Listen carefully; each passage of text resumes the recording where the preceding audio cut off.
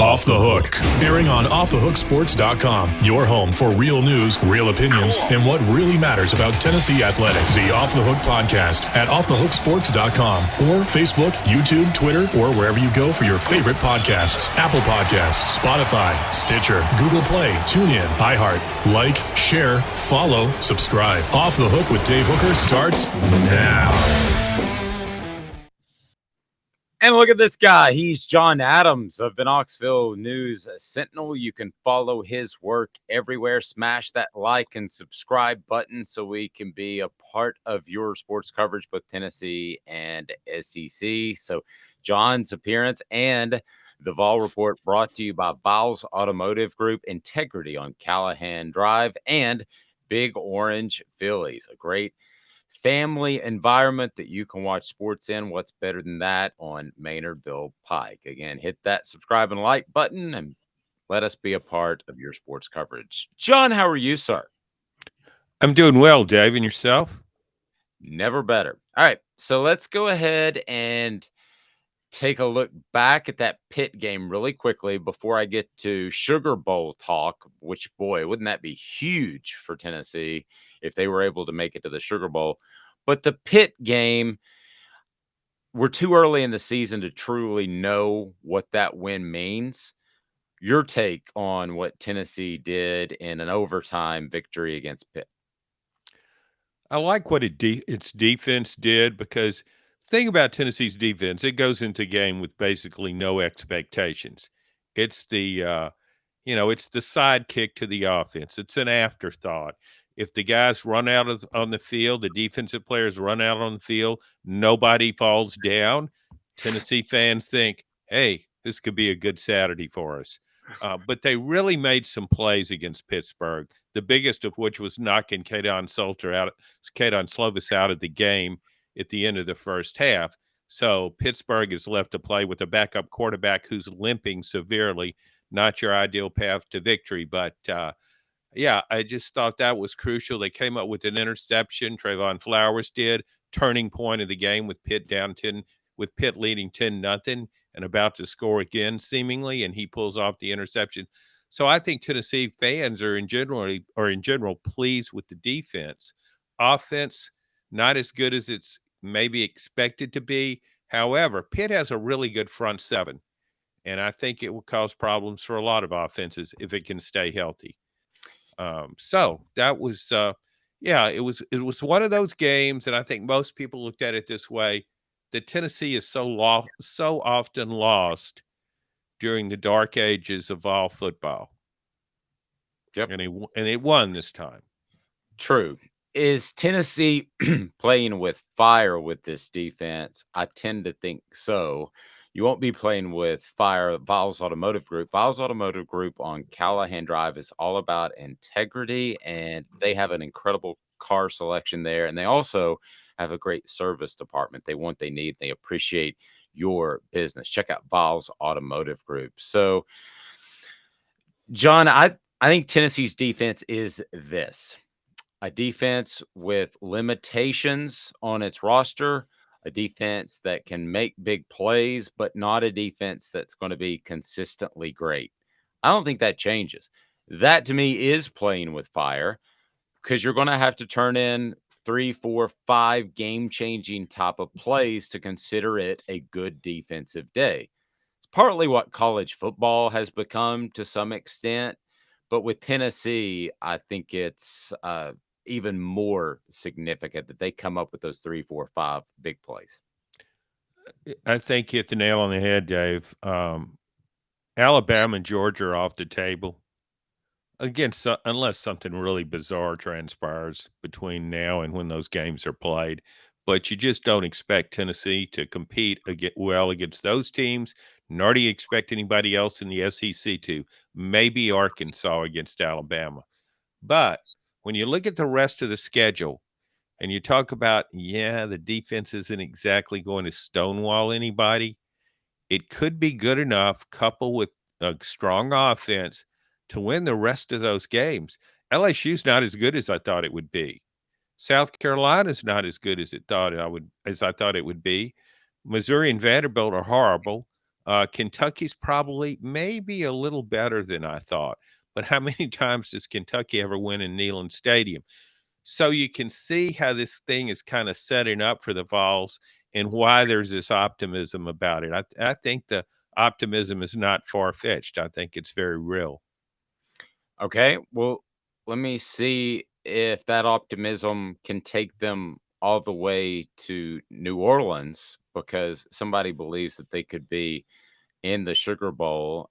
Big Orange Phillies right there on Maynardville Pike, family friendly darts, billiards, and everything that you could possibly imagine in terms of a great place to watch ball on the weekend. So I would highly suggest that you go there. Again, I want to point out it is a family environment. So, John, um, Jerry Palm, who would admittedly say this is way early, has Tennessee in the Sugar Bowl in his bowl projections. I've worked not with, but alongside, had him as a guest several times. And I don't even think Jerry Palm likes doing bowl predictions in September, to be honest with you. But it is a talking point. Can you imagine if Tennessee was in the Sugar Bowl? I mean, short of making a national or short of making the college football playoff, I can't think of a better scenario. No, and I think when you look at it and think, is this realistic? Look at Ole Miss, where Ole Miss was when Lane Kiffin went there. Mediocre first team, um, has a good year, comes back with a really good year, gets a lot of transfers, has a good year, improves the defense, and lo and behold, Ole Miss is in the Sugar Bowl.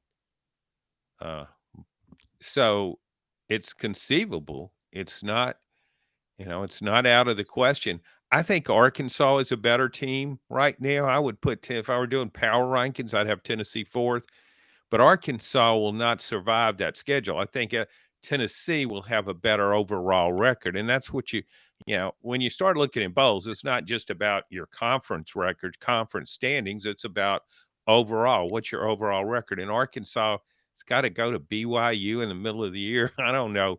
I don't know who figured out that was a good idea. It wasn't a football coach. I know that. But so I think Tennessee's chances are very realistic.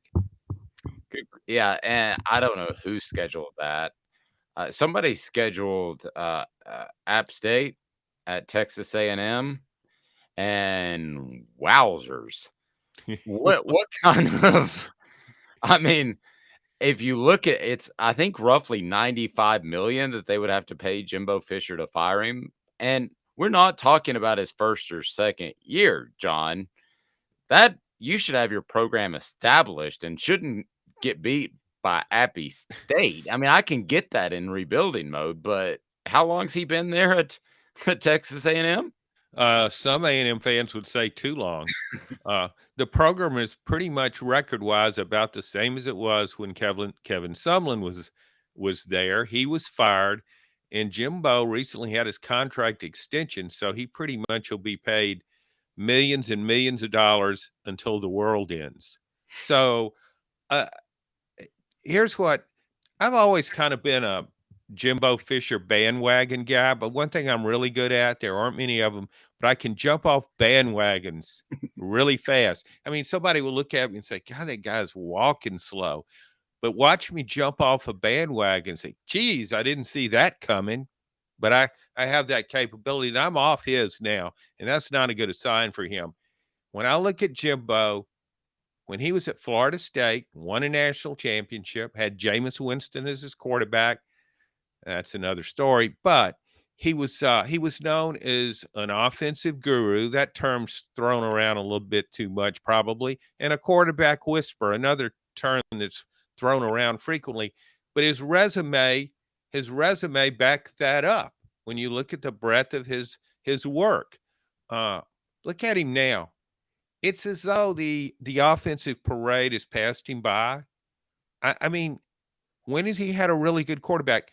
At Texas A&M, Kellen Mond was his best quarterback, and Kellen Mond's played for the Minnesota Vikings. Not a lot. He's a backup. I thought he was an okay college quarterback. I was actually surprised he stuck with an NFL team. But anyway, he wasn't Johnny Manziel. He wasn't that could be a good thing in some ways. But my point is that Jimbo hasn't really developed a Bryce Young or a Mac Jones or any of these upper level, top flight SEC quarterbacks that you thought he would. And when you look at what he does offensively, it just doesn't keep up with what's going on elsewhere. When you look at what Tennessee's doing, what Ole Miss is doing, not just Alabama and Georgia, super talented teams. And so I just wonder if I think he needs to change his whole offensive approach and maybe bring in somebody like Oklahoma did, Jeff Lebby, who was at Ole Miss as an offensive coordinator. Let me see if I can string this whole thing together. I was on the Dan Mullen bandwagon. Uh-huh. I jumped off that puppy about October last year. Yes. I thought there were 3 lock hires in my career, and that was Nick Saban to Alabama, that was Urban Meyer to Florida, so I was right there, and Dan Mullen to Florida. Those were my 3. Missed on that one pretty bad. The crazy part that Tennessee fans may not realize is I was told by somebody within Tennessee's athletic department, they thought they had Dan Mullen before Florida called. And that was pretty much a done deal. Can you imagine how different things would be had they hired Dan Mullen? I will say, first of all, it wouldn't be nearly as exciting. I don't think they would be as successful. I don't think he would recruit at a high level because it was a developmental program he ran at Mississippi State. Talk about dodging a bullet. The coaching fortunes over history have not gone Tennessee's way in the past 15 or so years. But, man, they really broke that way for the Vols because Tennessee's way better off with Josh Heupel. I think it is too because of recruiting. However, look at it another way. First of all, if you hire Dan Mullen, you don't hire Jeremy Pruitt. You're not going on NCAA probation. You're not going 3-7 with Dan Mullen coaching your team. I mean, the guy's a brilliant offensive coach. He can put together some really awesome game plans against really good teams. He's developed quarterbacks. Recruiting is what failed him at Florida. But at Tennessee now in an NIL era, if you've got a really aggressive NIL, and I think Tennessee has that inspire. Remember, Josh Heupel's not regarded as a big-time recruiter either, and Tennessee's recruiting pretty well. I think it would have done okay recruiting under Dan Mullen, so I don't see it dodging a bullet. But I like what's going on now, so I wouldn't want to go back. But if you eliminate the Jeremy Pruitt era, that looks pretty good for your school. I mean, let's face it. And I'm with you on those. You look at surefire hires. I mean, if you hire Nick Saban or Urban Meyer, you're going to win a bunch of games. It doesn't matter where they go. But then after that, I'm not sure there are that many sure things out there. But and maybe one day we'll look back and say Billy Napier was what a great hire that was. But I really think if I were Tennessee and I'm getting ready to play Florida in about 10 days, I'm kind of glad Dan Mullen's not there because Tennessee didn't come close to beating him. Well, interesting because at SEC Media Days, not just the Florida people that covered Florida, but across the board, Billy Napier detailed the guy. He's incredible. And I know you weren't at that, but it was just one after another. So you're not as high on Billy Napier as the rest of the media? Well, I don't know how high they are on him. I just know he won at Louisiana and Lafayette. He won a lot of close games. He's a detail-oriented guy who looks at every aspect of a football program, and including how far you have to walk from the practice field to your lockers. Get on the bus, guys. That's too far. Your legs are too valuable to be walking that far. He may be brilliant, or maybe it's Butch Jones. So I'm Yeah. just not sold on. Huh? Yeah, ouch. I'm not sold on him yet, Dave. I mean, I've heard really good things about him from people who covered him at Louisiana. So I think he can recruit well. So that may be all it takes. But if I'm putting together an offensive game plan for Tennessee or Alabama or against those teams rather, or Georgia, I'd get Dan Mullen out of that studio, hey, and say, hey, coach, could you draw up about 20 plays that I can open the game with? I mean, Billy Napier, how good did his offense look against Kentucky? Not grand. Not grand. He's John Adams of the Knoxville News Sentinel. John, where all can we follow your work? I do want to ask you who you would pick, and we'll get to that if Tennessee, Florida was this weekend. I feel pretty certain you would pick Tennessee over Akron, but where all can we follow your work, sir?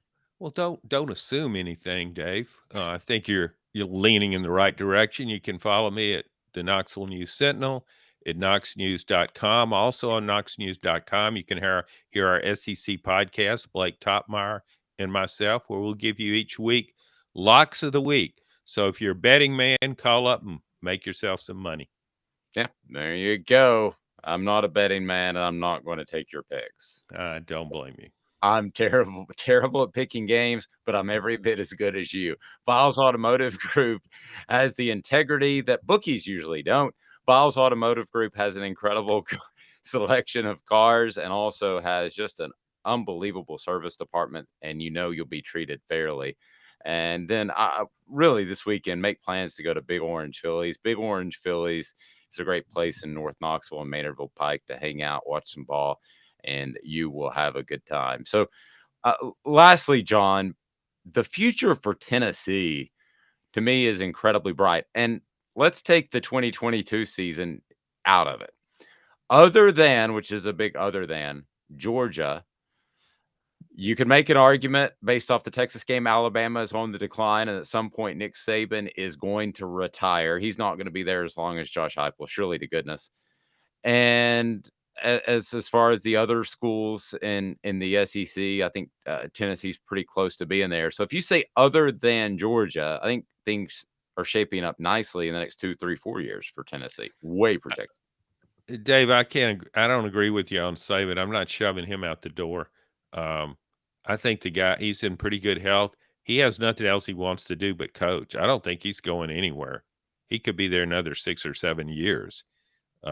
So I still see Alabama and Georgia as the roadblocks. Now, if Josh Heupel and Spire Collective can recruit well enough, they can get up there. But I don't think they can count on either one of those programs dropping back. They got to go get them. However, the rest of the league, who knows? Jimbo's faltering. I like what Lane Kiffin has done at Ole Miss. I think Brian Kelly can win at LSU. So it's kind of hard to say, but the main thing Tennessee has to do is just keep climbing. It's done a really good job of that so far under Josh Heupel. Yep. He's John Adams. I'm Dave Hooker. The Vol Report brought to you by Viles Automotive Group and Big Orange Phillies, a production of Off the Hook Sports.